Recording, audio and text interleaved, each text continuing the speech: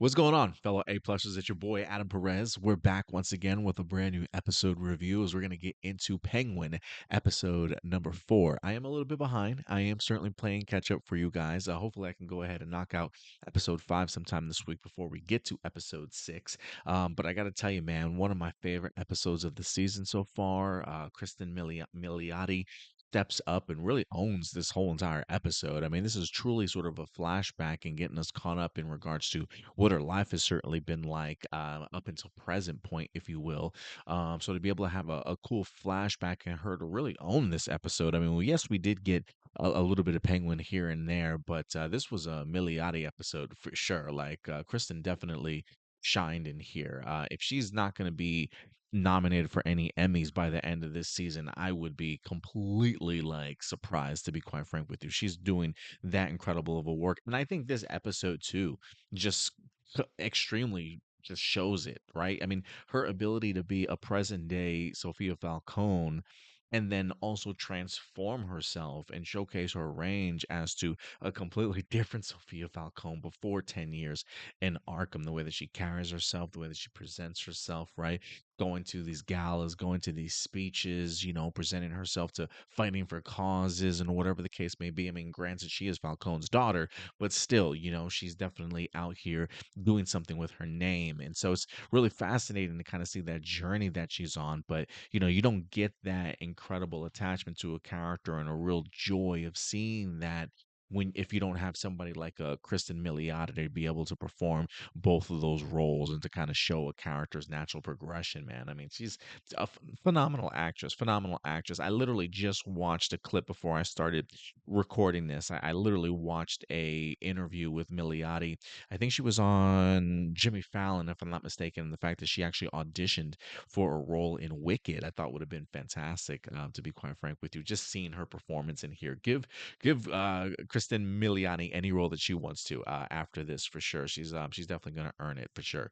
But episode 4, man, this is Sophia in Arkham getting to kind of see what that hellhole was like for her. And I got to tell you, it was intense. The fact that we not only does she get to get her ass kicked by an inmate that clearly was unshackled, but then almost forced to fight her in an attempt to kill her, if you will. But then also the idea of electroshock therapy. I don't even know how many times she wind up getting juiced through that electric shock therapy, but clearly for an extended period of time. Was it weekly? Was it daily? I truly have no idea. But to get to the point to where she's getting the twitches, right? She's starting to picture her home sort of inside of her cell. The idea that she takes her anger out on Magpie in here and just bashes her skull into the side of the table sort of thing, all while twitching. I mean, it just goes to show you just the craziness that has been Sophia Falcone's life. And for all of it to come down to the idea of her father just kind of framing her for murder.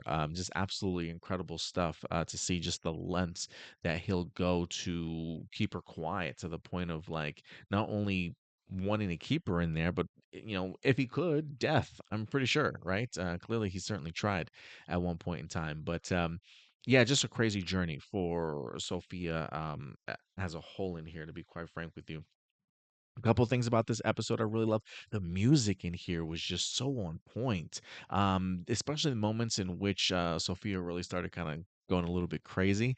For instance, the first time that she's in Arkham, right? It's almost like a horror film. The way that they kind of really quick cuts, like when they're showering her down with the water and they're checking her teeth and spreading her legs and stuff. I mean, they definitely made it as visceral and as terrifying of an experience to kind of be in. And for somebody like Sophia Falcone, who at the time, you know, didn't kill anybody whatsoever, but they're treating her certainly like a murderer. That's definitely got to be just a terrifying and terrifying moment in her life, to certainly say the least, and one that's gonna haunt her for sure. And like things of nightmares, you know what I mean? And they definitely presented it as that. And there were a couple of moments I thought in this episode that really handled that well in sense of just music wise, really great tonal shift to kind of put you in the perspective of what that moment is. I also really enjoyed getting to see Oz and Sophia's relationship. I thought there might have been a little bit more to it. I don't know if there certainly was. I mean, this feels a little bit like a quick glimpse, but he clearly was her driver. He clearly has intentions of moving up in the company. I mean, I think even Sophia mentions it in it, like, you got a penis, right? So you got the advantage of getting promoted at some point if you want. Whether or not he took that to heart, or if he had already kind of been planning this, if you will. But he definitely took the opportunity to snitch for sure. And you best believe that new jacket probably comes for telling Falcone the truth. You know what I'm saying? Like, Oz, I knew you were a good man. You're a loyal guy. Let me give you this loyal jacket that I have, right? Like, even Sophia kind of compliments him on it, sort of thing. And the fact that he's not even in the car, he's coming into the house, he's ordering around like your dad wants to see her. Like, who's this guy think she is? And I love that brief moment that they have together as she's walking away and she stops and she looks at him because she absolutely knows. Like, she can tell everything that's happening. Oz ain't in the car. Homeboy's got a new jacket, and he's the one delivering the message to see your dad. So clearly they must have talked. So I just love that look of kind of brief betrayal, like she immediately knows it. But the lens in which Falcone will certainly go to keep her up. And again, incredible performance by Kristen in here. The idea of like just her emotions, right? Like the scene in which she's confronted by her father and she barely makes eye contact with him, right? When she's starting to sort of recollect what happened with her mom and start questioning her dad about her mom's death and stuff, and then trying to come make up a quick excuse that maybe what I saw isn't really what I saw. Like the tears welling up in her eyes, the lack of eye contact, just looking at him sort of dead in his chest, like just the fear of what that expression on her father's face is going to be when she actually does make eye contact, and she eventually does. But just being able to make those moments just that much more impactful and emotional, I thought she did a remarkable job in here. Just showcasing that side of her. But again, I thought it was really cool for us to get a little bit of an insight in regards to what Oz and Sophia was like. Because if you think about it, at the end of the day, well, I didn't even put my music on. Let me put my music on for y'all a little bit. Because if you think about, like, just at the end of the day, I love the idea that sh you understand why she doesn't trust him in the first place. And then you also understand, like, why she is kicking herself uh right now. Like, I can totally understand why um she would have a really hard time trusting Oz, and she certainly still does. And it's crazy watching this episode and hearing the recap of Oz saying, like, Sophia, what do I gotta do to earn your trust? You know what I'm saying? Like, I'll do anything, whatever I can do. And then, next thing I know, he gets rolled up on and he's just blabbing it. Like, I mean, there's no F's given anymore by Oz. Like, the man's been busted. He doesn't, I literally was just complimenting this guy. Like, man, he's got a great, like, he always has like a plan B in case he's a quick thinker on his feet. Like, no, this dude was like, oh crap, I'm caught. I'm just gonna blab and just say everything. And the realization that comes across Sophia's face is just sort of unreal. And uh, I mean, Oz just completely turns his back quick, man, and it just continues to solidify. Like, you can't trust this dude. Like, the Penguin is, he's a con man. He's an opportunist. I mean, he's whatever he needs to be to get to the top. There's truly like no shame in this dude's game at all. and I love him for it. I mean, he's Sophia's literally looking at him, and it's a great shot of Colin Farrell just blabbing and he's spitting and it's spewing. Right, he's just talking out his mouth right now, man. It's just an incredible sequence of events to kind of see how quickly things turned around, and it really put Sophia like just on a whole nother pedestal in here, man. Just the understanding of taking what's mine. And I absolutely love it. And it's just crazy to me too, right? Like they literally it's crazy to me. What's crazy to me too is the fact that we get these first 3 episodes of Sophia, and we truly believe that she's the hangman, right? Like we truly believe like this chick is crazy. She's in prison because she killed people and whatnot. She must have gotten even crazier in prison. And so we're looking at all these interactions with these people in a sense of like, oh my God, they're terrified of her, right? Like she can snap because she's unstable at any moment in time.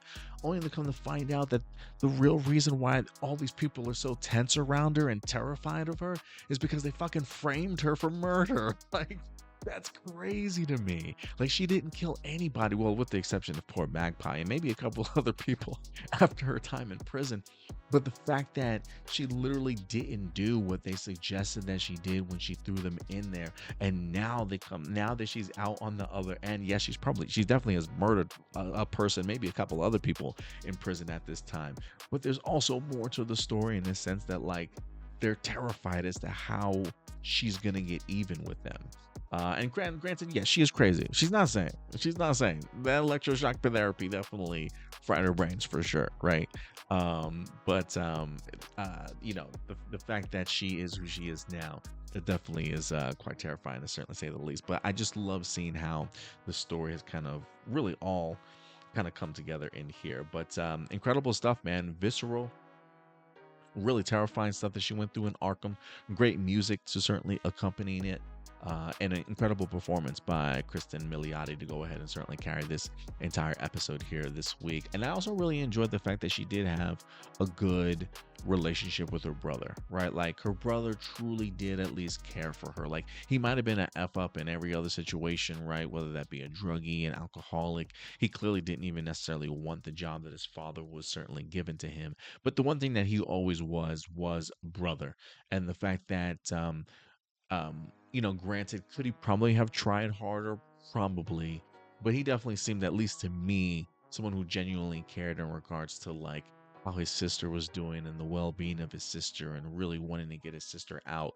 But I would be really curious to kind of see. But at least that's the way that it came across to me. I definitely want to know what you guys think about that though. But I am kind of curious as to what the conversation is going to be now. Is she going to come up with a new game plan? Clearly, she still has him framed. I can't remember, was it Johnny or one of the VDs? I can't remember what the guy's name is that actually survived, which is kind of crazy to me. The whole entire house clearly died from like gas poisoning, right? Like gas being thrown into the vents, but he's the only person in that whole entire house that it didn't affect. So everybody else was clearly dead. So I am kind of curious as to how he survived in that, but I am also kind of curious as to what Sophia is going to suggest of him in the sense of like, look, I'm in charge now, man. I'm in charge now. Like you either work for me or you don't. And there's probably gonna come with the if you don't, I'm gonna kill you. So you're gonna have to do everything that I ask you to do. But this is her time, man. I mean, she's more than formidable. And if anything, it does make me wonder, like, for a Penguin show, I almost want Sophia to be the one to kind of come out on top. Like I almost want her to have a bigger role in something like the Batman now. And I do wonder if that was the intentions um Matt Reeves all along. Like I am hoping that both Oz along with Sophia sort of make it out of this alive, if that's possible, so that they could both have at least significant roles in the upcoming Batman movie, or at least have some sort of presence that's kind of felt in that movie, even if they aren't in that film a lot. You know what I mean? I would not mind the idea of like the mob and underworld aspect of this Batman crime saga to kind of be dealt in all in like spin-off television series. Like I highly predict that despite the idea that the Penguin is only set to be a limited series, with the way that it's being received right now, like the viewers continue to tune in for this show. Like I literally just got done this weekend at Dallas Fan Festival, and within the first two panels, I had Willa Holland, who played Thea Queen on Arrow in the Arrowverse, talk about how much she loves Penguin. So she is definitely dialed in.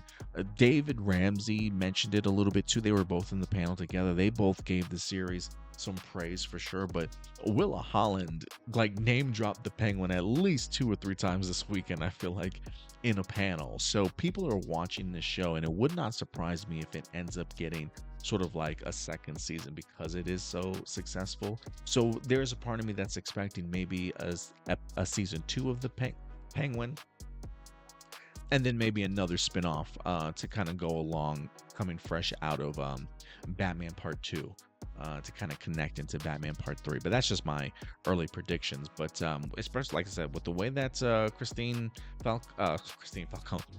Milioti and Colin Farrell are kicking ass in here, yeah, I definitely want them to have bigger parts. But overall, guys, incredible episode. I can't wait to, I don't even know where we're going to go for episode 5, but I honestly can't wait to see where it goes. But look, guys, at the end of the day, these are simply my A+ opinions. I want to know yours. Let your thoughts be known in the comment section box below. But until next time, do me a big favor. As always, take care of yourselves, take care of each other, and keep it A+. I'll talk to you guys later. Bye.